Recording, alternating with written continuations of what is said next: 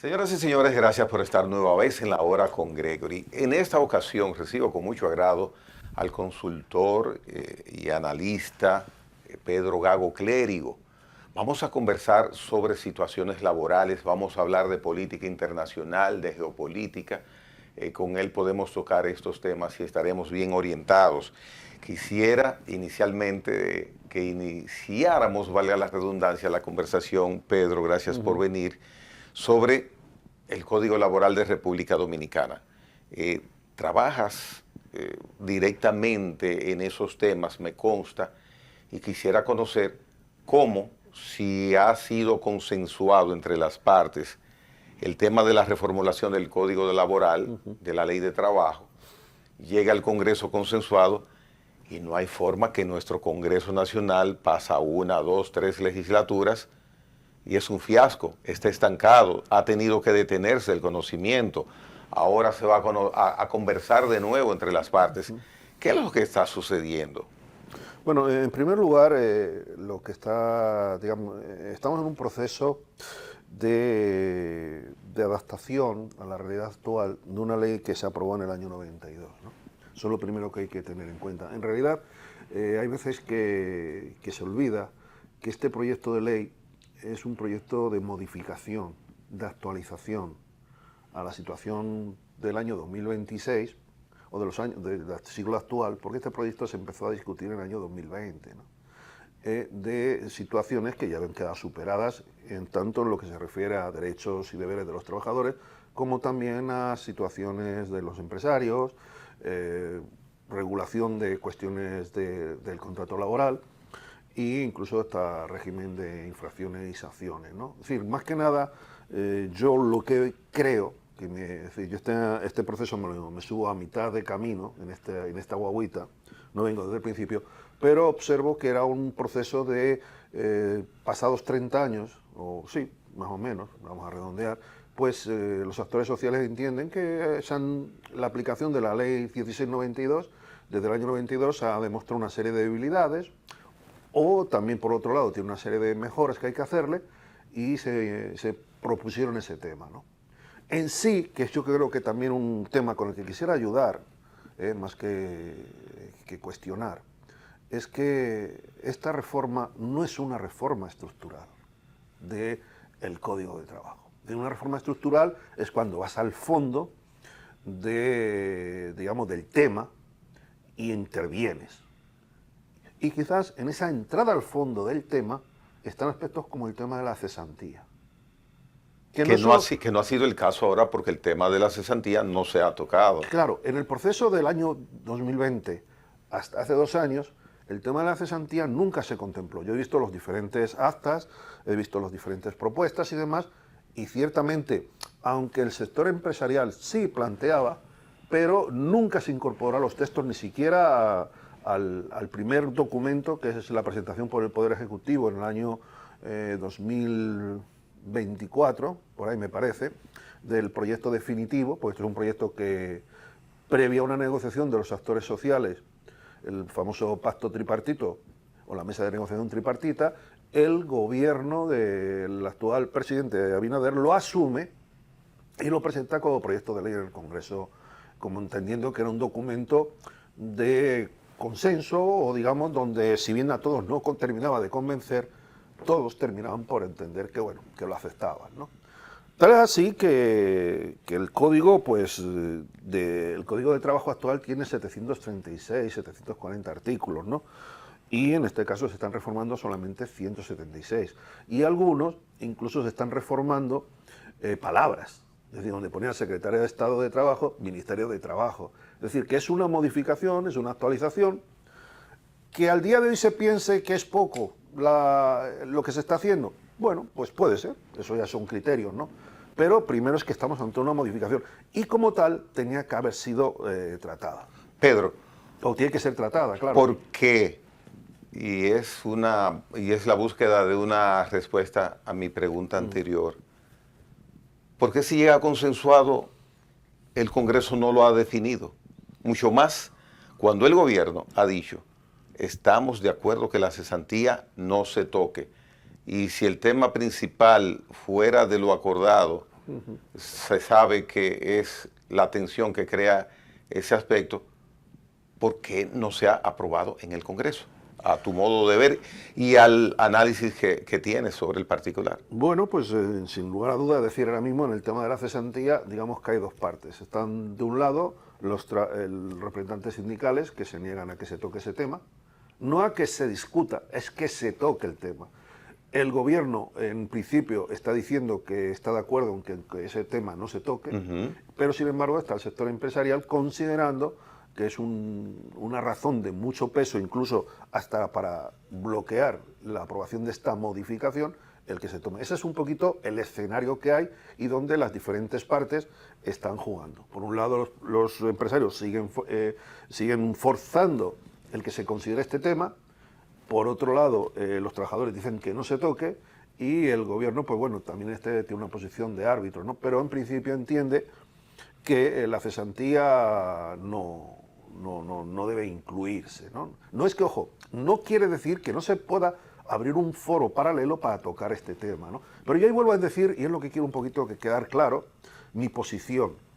Estamos ante una modificación de una ley, una modificación de aspectos de actualización, digamos de actualización de puesta al día. No estamos ante un proyecto de ley que pretendía revisar desde la primera letra hasta la última el Código de Trabajo. Y ahí es donde yo sí entiendo por qué hay cuestiones como, por ejemplo, decir, bueno, vamos a aumentar los días de permiso por nacer un hijo. Vamos a incluir el teletrabajo, no estaba incluido. Bueno, pero son cuestiones de regular nuevas formas de trabajo. Ojo, desde la perspectiva de los principios generales que regula este código ahora mismo. Es decir, la introducción de cuestiones nuevas que se han introducido, es decir, en concreto se han añadido 7 artículos. En los 173 solo hay 7 artículos nuevos, que son teletrabajo y alguna cuestión sobre el tema de una cosa muy actual con los tiempos que vivimos, del acoso sexual, acoso laboral en el mundo laboral. En el mundo laboral, ¿no? Eso es un poquito con alguna que otra detalle.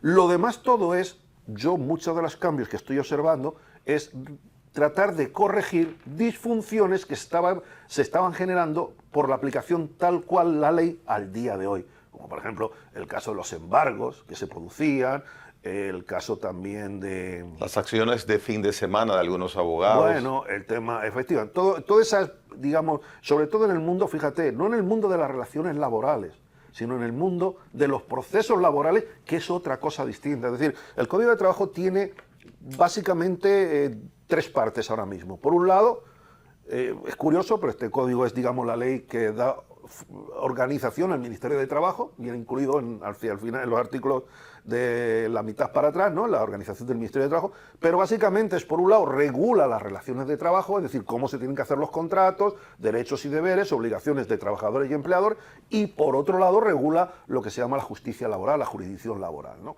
Entonces, en este caso, pues bueno, ahí sí hay muchos artículos que tocan esto, han intentado esas disfunciones que había, verdaderamente eran situaciones de abuso que permitía la ley y que los tribunales, claro, no pueden hacer otra cosa que aplicar la ley. ¿Qué incidencia tiene el Ministerio de Trabajo cuando hay una situación judicializada entre las partes?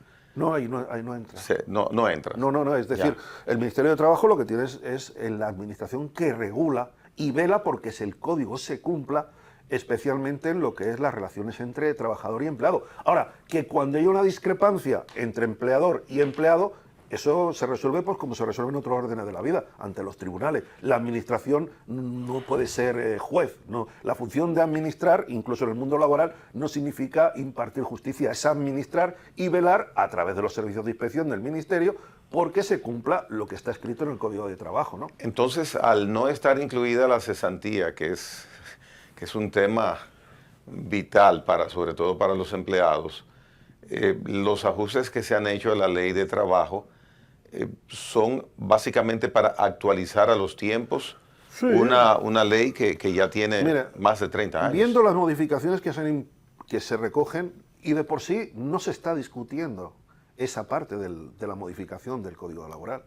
Se está discutiendo lo que no viene recogido, fíjate. Nadie ha puesto en cuestión. Pero es que desde afuera, Pedro Gago, el ciudadano no entiende qué es lo que ha pasado y vuelvo con la reiteración de por dónde empecé este conversatorio. Cuando vemos que otra vez, ahora ya no se está conociendo, ahora se detuvo, ¿qué diantres es lo que está pasando? Bueno, pues eso tendría ya ahí que ver los actores. Usted y yo simplemente lo que vemos por los medios de Los comunicación, empresarios han dicho cuando ellos hacen que declaraciones se han es lo que desaparecido, los empresarios dijeron que se han desaparecido artículos consensuados que no aparecen ahora. Bueno, pero evidentemente, vamos a ver, un proceso de elaboración de una ley, y sobre todo en el tema, de las leyes laborales, que creo que tienen una cosa de singularidad, que incluso viene recogido en la propia Constitución. Es decir, la participación de los actores sociales en lo que es la negociación de cara a fijar las leyes laborales no es una mera audiencia o un mero periodo de información pública que se les da para que acudan al Congreso a manifestar su postura sobre un proyecto de ley que bien el Poder Ejecutivo o bien un legislador ha presentado. En el tema laboral, y esto lo agradezco porque el que me abrió los ojos fue el profesor Milton Rey Guevara, que le oí una conferencia donde él aludía a una sentencia jurisprudencial, una sentencia del Tribunal Constitucional Español, donde ponía en valor la participación de los actores sociales en la discusión de las normas laborales. Bueno, pues a raíz de esa explicación yo lo analicé y me llevé la sorpresa que todavía la Constitución Dominicana es más fuerte, en el sentido que la participación de empleadores y empleados en la discusión de un texto no es una mera que el Congreso los reciba y los oiga, que incluso constitucionalmente, en base a lo que es el derecho fundamental al trabajo, se les reconoce aún más todavía de participación, de proponer y de que en verdad sus opiniones sean tenidas en cuenta y en caso de no serlas, sean debidamente justificadas y motivadas porque no son en cuenta. Cosa que no se da en cualquier otra ley. Cuando se habla de una ley comercial, no hay que consultar a las empresas, cuando se habla de otro tipo de leyes. Pero en el caso de las leyes laborales, y además te voy a decir una cosa, uno de las características de nuestro país, cuando los ministros de trabajo de nuestro país van a la OIT, es que se nos tiene por un ejemplo de ser un caso en un país donde las decisiones laborales se oye siempre a empleadores y a empleados. Es decir, República Dominicana es reconocida internacionalmente en el mundo de la Organización Internacional del Trabajo y en el mundo del derecho internacional del trabajo como un país donde se garantiza que los actores sociales son siempre consultados y su opinión son tenidas muy en cuenta a la hora de que el gobierno de turno tome una decisión. Oye, y se nos reconoce y se nos tiene muy valorados como un ejemplo de lo que se llama el tripartismo. Tengo entendido que el tripartismo en República Dominicana, refiriéndose a relaciones laborales dentro de la región, ocupa uno de los 3 primeros lugares como modelo. Sí, no, bueno, y de por sí en la última reunión de la OIT, que estuvo recientemente a primeros de este mes, en la primera quincena, a República Dominicana, al ministro de Trabajo, que es el mayor defensor del tripartismo, desde las últimas administraciones. Yo, en el caso del doctor Eddie Olivares, siempre oigo hablar de eso y lo orgulloso y el interés y el esfuerzo que hace. Prueba es que continuamente se está reuniendo con los actores sociales y consultándolos, pues y así en esta reunión de la OIT a la República Dominicana la han puesto como coordinador para representar propuestas y demás de la área latinoamericana ante la OIT. Básicamente en reconocimiento de que el ejemplo que aquí se da, de que cuando se va a tocar un tema laboral se consulta a los actores sociales, empleadores y trabajadores, pues no es una cosa teórica, sino que se practica y es reconocido internacionalmente. Hay un tema que el Ministerio de Trabajo ha asumido en la persona de su ministro. Hace unos meses le escuché decir y le presté bastante atención porque el tema que trató es el de la informalidad laboral. Se comprometió que en esta gestión para 2028 habrá una reducción hasta un 50% en que se pueda colocar el nivel de informalidad laboral. Para mí es una tarea bastante difícil a lograr, partiendo de que nosotros hoy tenemos el índice de informalidad laboral en alrededor de un 54%. 54% es el que está dando y los visos y lo que se mira lo que se está haciendo, lo que puede lograrse, me lleva a pensar que, bueno, mi deseo es que se logre, pero ¿cómo poder lograr reducir la informalidad laboral? ¿Puede el Ministerio de Trabajo, como se ha comprometido, tomar acciones para fomentar que se reduzca este índice? Bueno, en primer lugar, el tema de la formalidad o la informalidad va muy ligado a los temas de desarrollo económico de un país, ¿no? Y en ese tema, ahora mismo en República Dominicana, estamos en una coyuntura que eso no es óbice o no es impedimento, el nivel de desarrollo que tenemos, 3,5, el 4, el 5% el que se fija, para que avancemos en una modernización de nuestro mercado laboral, ¿no? Eso en primer lugar.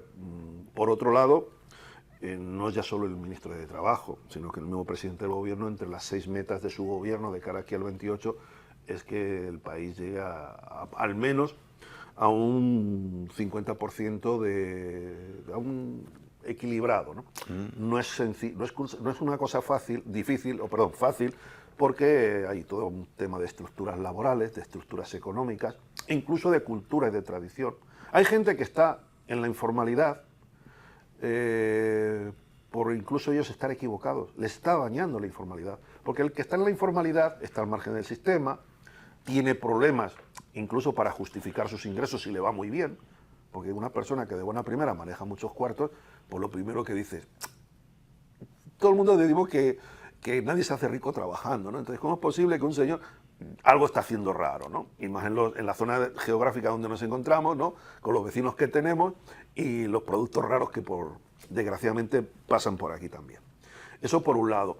Por otro lado, sí es cierto que estamos observando, los estudios nos dan, que una parte de esa informalidad viene también por tener un sistema legal laboral ya obsoleto, no adecuado a la situación económica de nuestro país en el año 2026. Es decir, la propia administración, y cuando digo no administración no solo gobierno, el propio Estado, con una legislación no adecuada, no modernizada, quizás por tener ahora mismo un código de trabajo del año 92, estamos provocando la informalidad. Habría gente que si se actualizan y se clarifica el panorama de regulación de las relaciones laborales y el mercado laboral, ingresarían a la formalidad. Porque verdaderamente estamos también viendo gente que por estar en la informalidad se están perjudicando ellos mismos. Aparte de sentirse, como digamos, entre comillas, de ilegales, ¿no? Están fuera de no es que sean delincuentes, sino que no están de acuerdo a la ley, ¿no? Y luego, por otra parte, pues evidentemente, ¿cómo se consigue, desgraciadamente, a veces que las leyes se cumplan? Pues a base de lo que es la inspección, lo que es fortalecer los sistemas de control de todo tipo, no solo laborales, sino financieros y demás, y que las cosas empiecen a formalizarse, porque como sucede en los países desarrollados, donde está todo regulado y donde verdaderamente el que no está dentro de la economía formal es que no puedes ejercer la economía, salvo pues tener un negocito en una esquina y una cosa de la más informalidad, porque todo el mundo ya, digamos, por ejemplo, en mi país de origen, en España, hay veces que te compraría el producto, pero necesito que me des una factura. Si no me da la factura, claro, ¿cómo yo puedo justificar? Y con las inspecciones de Hacienda que hay, por ejemplo, en los países desarrollados, donde te parten, ¿no? Honestamente. Bueno, sabes ahora mismo que hay un caso, fíjate, para que tú veas, pero ese es el futuro, ¿eh? En España ha habido un caso de fraude fiscal, de 2 o 3 millones de euros, algo así, que afecta a unos actores famosos de unas tele, que aquí se están viendo, un caso, yo soy muy malo para los nombres, pero bueno, yo sé que esa teleserie se ha visto aquí, de la televisión española. ¿Tú crees que al contable que asesoró al actor y que fue la causa de ese asesoramiento de que él incurriera en el delito fiscal, le han incurrido o le han aplicado le están pidiendo una pena de cárcel de 50 años? Al contable. Al contable. Oh. ¿Tú sabes cuánto tiempo ha pasado en la cárcel, o están pasando en la cárcel promedio, esos señores que pertenecían a una banda que se llamaba ETA, de trágico pasado? Los etarras. Los etarras, que han matado 8, 10, bueno, en total en España, por culpa de la violencia del terrorismo, murieron 800, casi 900 personas, ¿no? A los 10 años están ya en la calle, muchos de ellos. Sin embargo, por asuntos fiscales, sí, purgan más condena. Es un disparate, es un disparate. Algo no está funcionando bien. Yo entiendo que, hombre, el que no paga impuestos frente al que paga impuestos, pues te sientes engañado y y tal. Pero tampoco yo querría que a un señor, le digo, por cometer un delito fiscal, en este caso le apliquen 50 años. Ahí están los medios de comunicación española. Yo animo a los televidentes que lo miren en internet y tal, y se van a quedar sorprendidos. Digo, pero ¿cómo te puede aplicar 50? Matas a una persona y te meten 10 años. No pagas al Estado los impuestos y te meten 50 años. Oye, mira qué ejemplo más bueno con lo que está pasando aquí, que simplemente el gobierno nos quiere quitar 50.000 millones, porque la verdad es así. Es decir, lo que el gobierno, cualquier gobierno de cualquier país, que no se me moleste a Magín, que le reconozco que me parece un buen ministro de Hacienda, pero siempre que el gobierno coge dinero para ello, nos lo quita a todos nosotros. Y claro que todos lo terminamos pagando, tanto los más ricos como los más pobres. Al final todo el mundo terminamos pagando cuando el Estado extrae de la economía, en este caso 50.000 millones. ¿Cuál es lo mejor como ciudadano? Ya no plantearte, dice, bueno, pues tenemos que pagar impuestos, hay que mantener el aparato del Estado, es que por lo menos lo gasten de manera bien y que nos beneficien a todos. Eso es lo que se espera. Ahora bien, con el tema de la reducción, la motivación para reducir la informalidad laboral, ¿podría suceder aquí a la inversa en República Dominicana que haya que incentivar a quien se formalice, quizás darle un bono, un incentivo, un premio? Hay varios programas, e incluso hay un programa dirigido especialmente hacia las micro, pequeñas y medianas empresas. Lo que sucede que, bueno, quizás también ahí no son cosas fáciles y quizás más que pensar en cómo hacerlo es antes conocer bien la situación. Y me está costando, yo estoy haciendo ahora mismo estudios precisamente, quisiera aportar mi granito de arena y algún día poder decir, miren, el 54% de informalidad que tenemos en el mercado laboral de la República Dominicana se debe a esta causa, a esta causa, a esta causa, a esta causa. Y si hacemos esto lo reducimos, y si hacemos esto otro lo incrementamos. Yo, desgraciadamente, y si hay algún televidente que nos está oyendo, le agradecería que me aconsejen expertos, manuales que existan en el país, para que me ayuden a encontrar lo primero, el problema, identificar bien el problema. Porque o sea, que reconoces que es difícil trabajar eso. Bueno, y más, por ejemplo, mira, ahora mismo una de las carencias que los estudios que yo estoy haciendo sobre ese tema precisamente es curiosísimo. En el país ya se van generando buenos datos, buenas bases de datos, buenas encuestas, buenos estudios, la verdad, hay buenos profesionales, Oficina Nacional de Estadística, en el Banco Central, en el Ministerio de Hacienda. Pero hay un problema, y es que cada uno va por libre. Y hay veces que cuando estamos estudiando un dato, uno lo ve desde una perspectiva, otro lo ve de tal forma que no podemos. Y eso el otro día lo descubrí en una investigación que hice. Eso se llama República Dominicana, a efectos de esto y de otras cosas, adolece de un mal que se llama ceguera estadística. Por tanto, si no conocemos bien los datos de partida, ¿cómo vamos a poder definir Pero entonces, las soluciones? Imposible. Eso es un problema de fondo. Es un problema del país. Pero bueno, también te digo otra cosa, es un problema del país, de un país que está saliendo de una situación a la que estamos llegando ahora, de un país que hasta hace poco era un país en vías de desarrollo, a un país que ahora más que necesitamos del exterior, que nos traigan dinero, que nos den donaciones, que nos den know-how, conocimientos y demás. Y con la llegada también de la inteligencia artificial. Bueno, eso agiliza bastante, como en su día los teléfonos celulares agilizaron las telecomunicaciones. Hay países en África que no había teléfono y sin embargo ahora están en la última hora con los... Pues en el caso de la inteligencia artificial es un proceso que nos ayuda. Pero sí hay una cosa clara, La inteligencia artificial te agiliza los procesos, te ayuda a conseguir informaciones, a conocer el contexto. Lo que antes podías tardar años, ahora lo puedes conseguir en horas. Pero la inteligencia artificial hay una cosa que no hace por ti, que es tomar la decisión correcta. Ella te ofrece un plantel y dice, bueno, ahora usted que es el jefe decida. Muy bien, muy bien. Hacemos una pausa en nuestro conversatorio de hoy con Pedro Gago. Venimos en breve.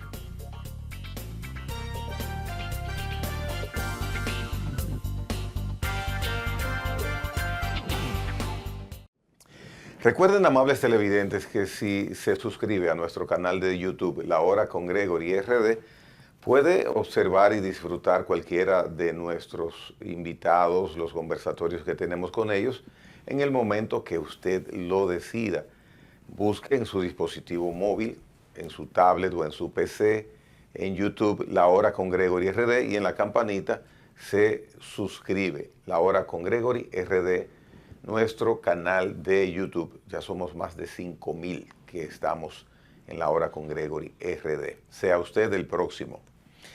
Pedro Gago, quiero hablar de Europa, pero específicamente iniciando con España.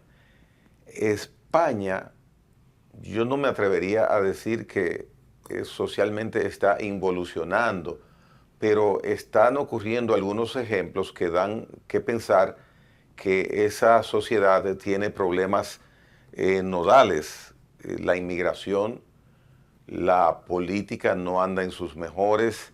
Se habla también de posible corrupción, hay casos judicializados, inseguridad. ¿Qué está sucediendo en España? No, yo creo que la sociedad española, como la sociedad europea en general, está confusa.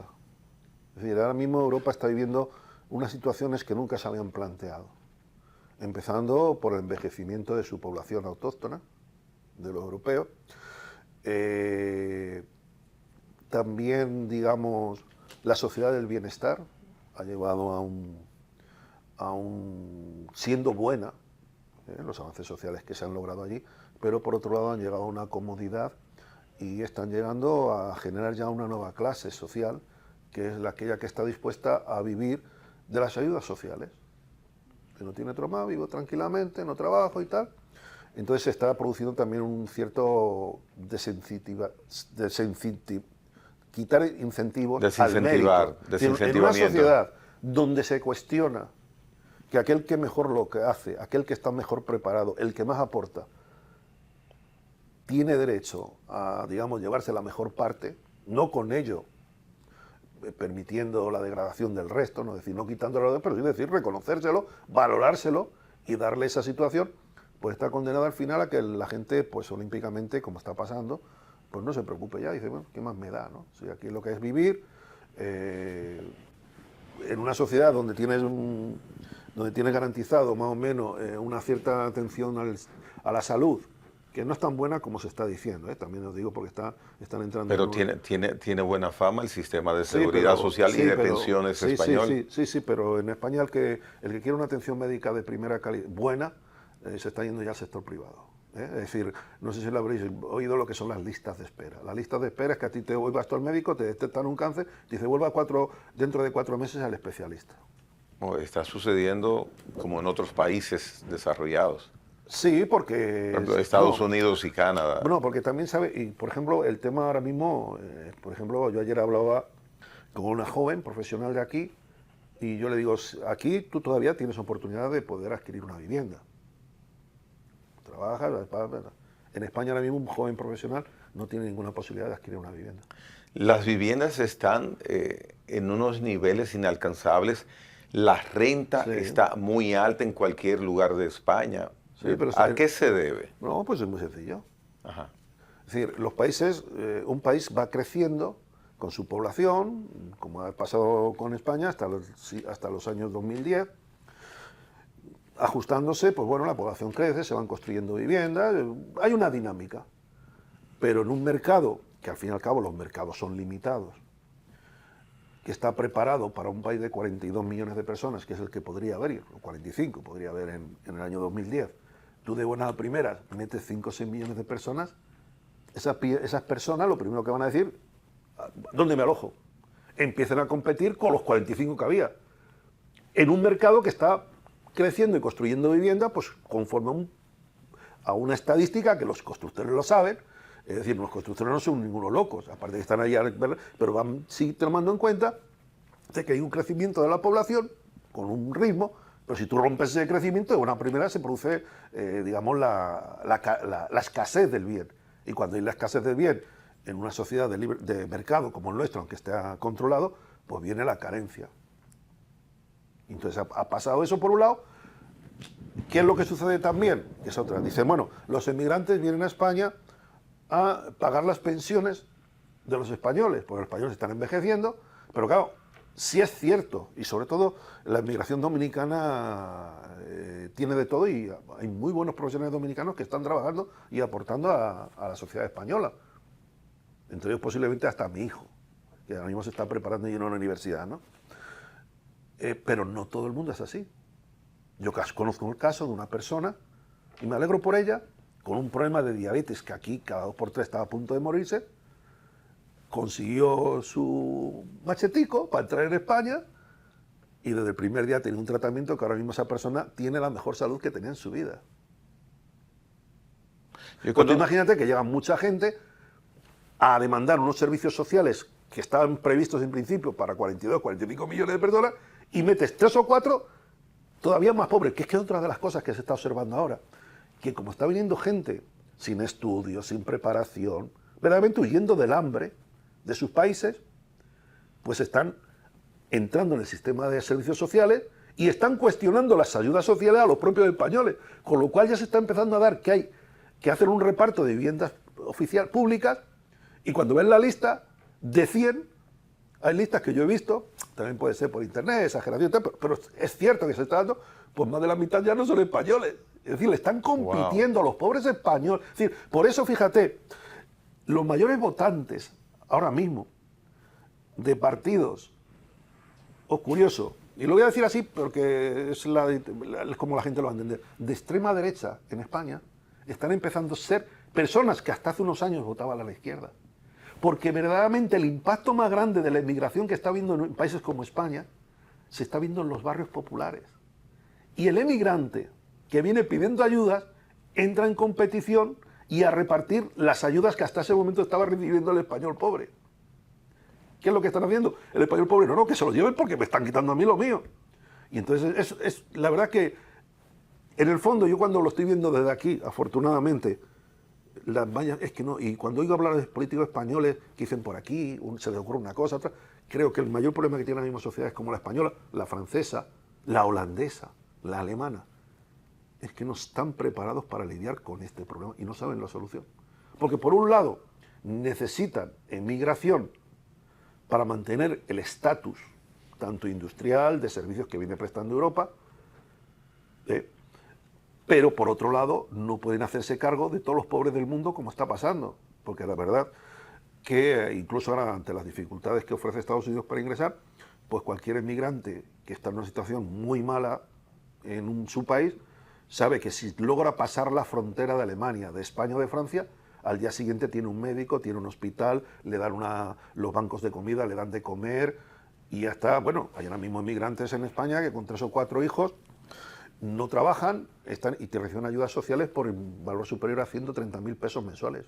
Entonces, la natalidad que se ha reducido y se sigue reduciendo en España, ¿la tiene en un círculo obligatorio de necesitar el migrante? Sí, claro, ese es el origen del problema. También en la evolución de una sociedad opulenta, como las que estaban, en las que hay todavía y que se están acabando, yo creo, en Europa, de donde uno de los síntomas parece ser es que la mujer, porque tener un hijo es un sacrificio, incluso para los padres, pero yo entiendo que para la mujer es más por esa relación especial que hay entre la madre y la cría, digámoslo así. Es una situación, parece ser mundial, el tema de la natalidad. En los países, bueno, incluso en los países, hasta en República Dominicana. Hasta en República Dominicana. Claro, en la medida en que se avanza, la gente quiere vivir mejor, entiende que uno de los impedimentos para tú poder viajar, para tener dinero para determinadas cosas, es no tener hijos. En parte es así. Ahí es donde quizás los estados... O tener el mínimo. O tener el mínimo. Ahí es donde quizás los estados sí deberían de replantearse políticas familiares para... incentivos. Bueno, para, digamos, limitar ese efecto. Porque verdaderamente hoy en día, afortunadamente los que somos padres, madres, somos conscientes que queremos lo mejor para nuestros hijos, y hoy en día alimentar y educar a un hijo como Dios manda, vale mucho dinero. Y en República... Dinero que tú te estás limitando. Yo te puedo decir, yo tengo ahora mismo un teléfono Chuipi roto, dañado. Mi hijo tiene el iPhone 17 y me parece bien. Muy clara esa explicación con ejemplos. En República Dominicana ameritaría que las autoridades se planteen un tema de observación de la natalidad. Creo... Todavía tenemos un tema de que estamos por encima de la línea de alarma, pero habrá quien la planteando y diseñando. Sin embargo, particularmente jóvenes que conozco y que converso, no encuentro una pareja joven que diga quiero tener 3, 4 hijos. No, no, es así. Uno y dos. Hombre, yo ya no tengo edad para ello, ¿no? Pero el primero soy yo, que no, nunca me he planteado. Es decir, yo que soy de la generación del baby boom español de los años 60, pues nunca me he planteado tener una gran familia como se la plantearon. Nosotros somos 3 hermanos, ¿no? En el caso de Son 3 hermanos, pero ya tus hermanos tienen muchos hijos. Uno de mis hermanos tiene 2 hijas y el otro tiene un hijo. ¿Ves? ¿Ves? Entre ustedes 3, Ha viajado, entre ustedes 3, ha conocido mundo, tienen lo que buenas son. casas, tienen buenos carros y ahí viven bien. Volviendo a España, hay un juez que ha determinado retirarle el pasaporte a Begoña Gómez, esposa del presidente del gobierno español, Pedro Sánchez. Tiene obligación ella de asistir periódicamente al tribunal y decir, aquí estoy. Es inaudito, es insólito, es un caso único, que es una señora que es casi la primera, ella es la segunda dama de España, podría decirse, después de la reina, que esté, y utilizo el término, involucrada en un tema judicial así a ese nivel. No, no, es decir, es la democracia que tenemos actualmente. La democracia que tenemos anteriormente, incluso aquí, que esos de allá dicen República Bananera. Y yo les digo, cuidado, yo vivo en República Dominicana y lo que está pasando en España, aquí yo nunca lo he visto. Es decir, que el hermano del presidente esté siendo procesado por corrupción, que la mujer del presidente esté siendo procesada por corrupción, que el secretario de organización del partido del gobierno esté en la cárcel. Bueno, el anterior del anterior. El otro ha estado y lo han sacado. Y el asesor del primero que está en la cárcel también está en la cárcel. Y ahora mismo se están abriendo expedientes y tal. Y ojo, lo que está pasando en España, muchas veces aparece en las investigaciones República Dominicana. Como que hay cuartos de los que han desaparecido allí y han aparecido aquí. Veremos lo que eso va a tener de efecto sobre las relaciones españolas ante un posible cambio de gobierno. El caso de José Rodríguez Zapatero. Venía mucho por aquí. Sí, pero allá, el problema que él tiene allá. Bueno, el caso de Rodríguez Zapatero, es normal que cuando uno acaba su vida política, en una democracia que muchas veces, el caso de la española, pues termina siendo joven, relativamente. Es decir, Felipe González se retira de la política siendo pues una persona, yo creo que no de más de 50 y tantos años. José María Aznar en esa línea, bueno, años más, años arriba, yo no lo sé. Todos los presidentes del gobierno, es decir, en España es muy difícil que muera siendo presidente del gobierno, es imposible, ¿no? Ahora, lo que se ha visto en la rutina, ¿no? Y qué decir del primer presidente del gobierno de la época democrática, que era Adolfo Suárez, ¿no? Entonces, bueno, pues algo tienen que hacer, como lo pasa con los presidentes de Estados Unidos. Bien entendido que el Estado les paga, bueno, pues como aquí, les paga un apoyo, allí incluso hasta puede ser que hasta mejor, ¿no? En el caso de Estados Unidos, pues imagínate toda la parafernalia que tiene, hasta les limita ya de por sí la vida, ¿no? Entonces, parece ser que los nuevos políticos que hay en España, en este caso, ya había habido casos de corrupción con el Partido Popular, pero ya con el Partido Socialista, pues con el actual gobierno, eso está dando alarmas por todos los lados. Es que en España cada día se despierta, aquellas personas que siguen en internet un poquito la noticia española, lo de España es inaudito. Y lo más inaudito es que no pasa nada. Yo me gustaría preguntar, y lo digo con todo respeto, simplemente a gesto de hacer un ejemplo, ¿qué pensaría un dominicano si mañana nos enteramos que a la mujer del presidente de la República la van a procesar porque se ha metido en un caso de tráfico de influencias? O porque se dice que en otro país tiene 20 millones de dólares en una cuenta, en base a negocios donde ha utilizado su condición de mujer del presidente. ¿Qué es lo que pensaría un dominicano? ¿Qué debería hacer ese presidente que se viera afectado por esa situación? En España está claro. seguir en el gobierno. No plantees el renunciar. Bueno, en este momento Pedro Sánchez sí tiene preferencia positiva en este momento. ¿Preferencia positiva por? Pues si fuera a buscar Pedro postularse. Pedro Sánchez, que tiene a su hermano, a su mujer, Sí, a los tiene números... un 7% por encima en las encuestas. Bueno, los sondeos que se han hecho. No, bien, No es esas que son las preferencia. famosas encuestas, es decir, la idea, las mejores encuestas han sido unas regionales que ha habido recientemente, donde el Partido Socialista, increíblemente, todavía obtiene el 30% de soporte de la población. Pero con el 30% del soporte de la población en un régimen parlamentario y proporcional como el español significa estar en la oposición, no estar fuera totalmente del gobierno, ¿no? Pero yo te digo una cosa, si los casos que se están diciendo en España, no solo de Pedro Sánchez, sino mucha más gente, se afectaron a políticos dominicanos, ¿tú crees que hubieran renunciado o no hubieran renunciado? ¿Ustedes creen que hubieran renunciado o no? En España no. En España puedes hacer la mayor barbaridad del mundo y no hay renuncia. Que hasta que no vengan las elecciones, para que luego encima lo que el gobierno actualmente de España. Y estoy describiendo, le estoy dejando a que los teleoyentes valoren cada uno. Sí, cada uno. Yo estoy describiendo lo que hay. Un gobierno donde la base es un partido nacional, el Partido Socialista, pero que está en el poder porque está apoyado por dos partidos que si pudieran mañana sacarían a sus regiones de España, que son los partidos nacionalistas.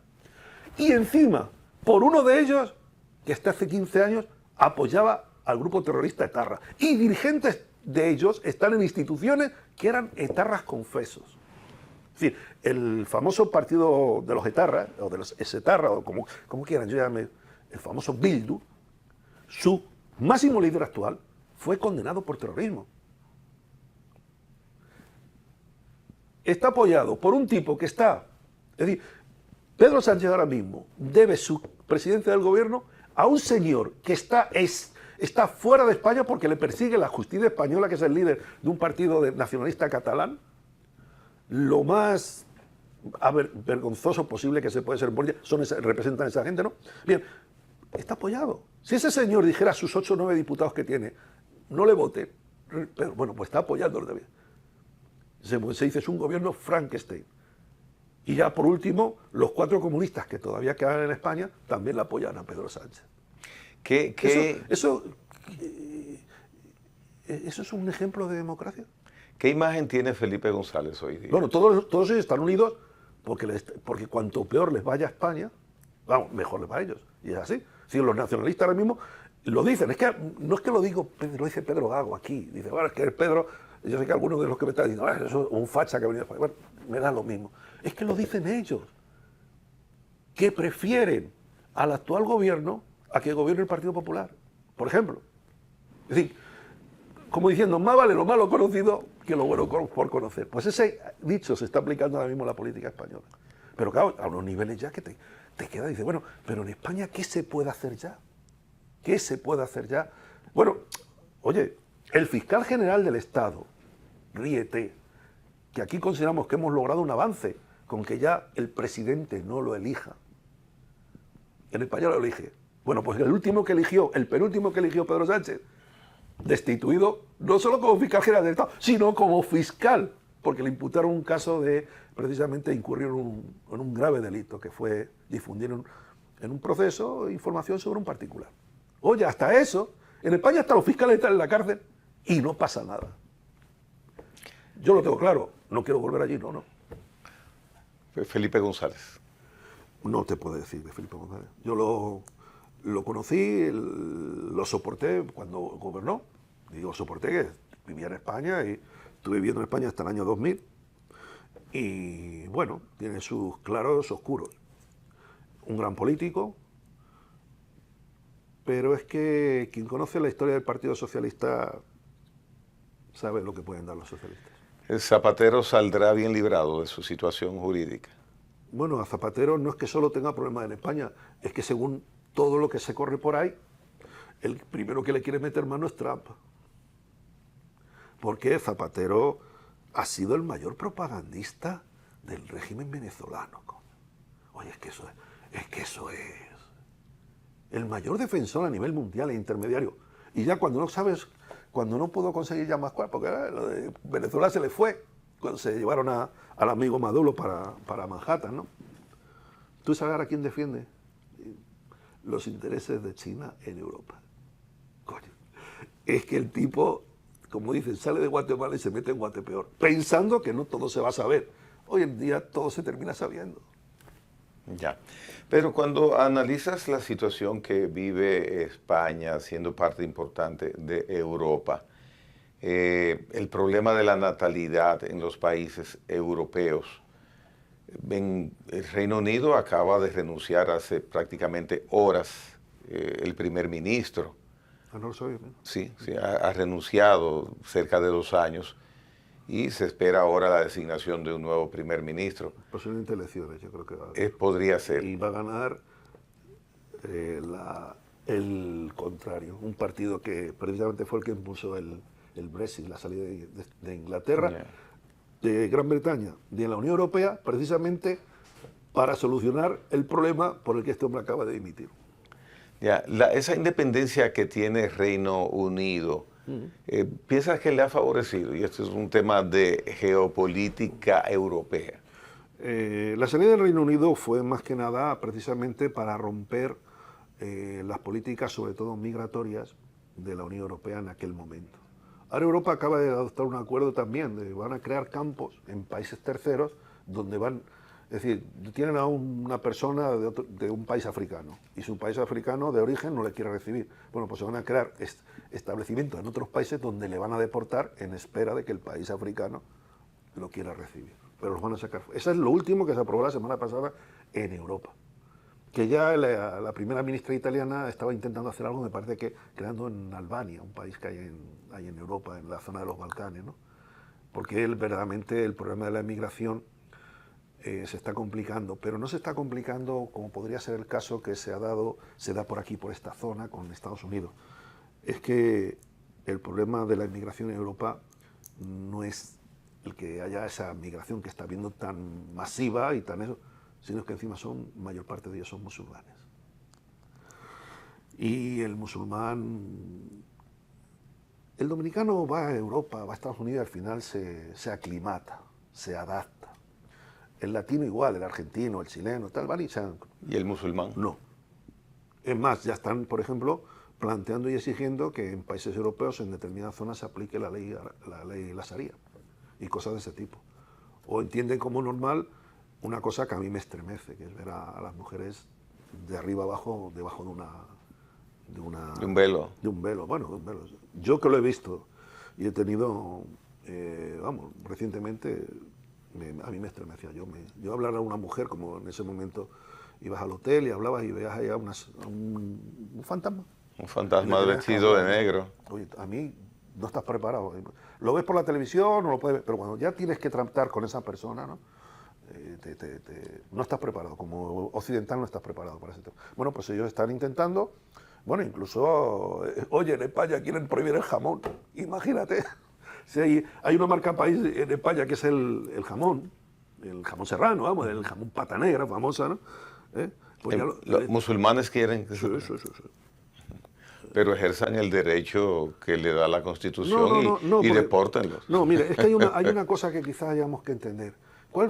¿Cuándo consideramos todo el mundo, también por lo que se ha explicado, no bien explicado, porque tampoco fue para tanto, pero bueno, se hizo su leyenda negra y tal, la peor época de la Iglesia Católica, la Inquisición? La Inquisición. Pero fíjate, digamos que Jesucristo marca el año cero. El año cero. Para los musulmanes el año cero es el 600 y pico, lo de Mahoma. Si a 2000 años de historia de este mundo le quitas 600 años, ¿en qué año viven religiosamente los musulmanes? En el mismo momento que se vivía religiosamente en el año 1500 en Occidente. Y tú te das cuenta y dices, bueno, pero eso es una evolución de esa religión muy parecida a la que tuvo la religión cristiana.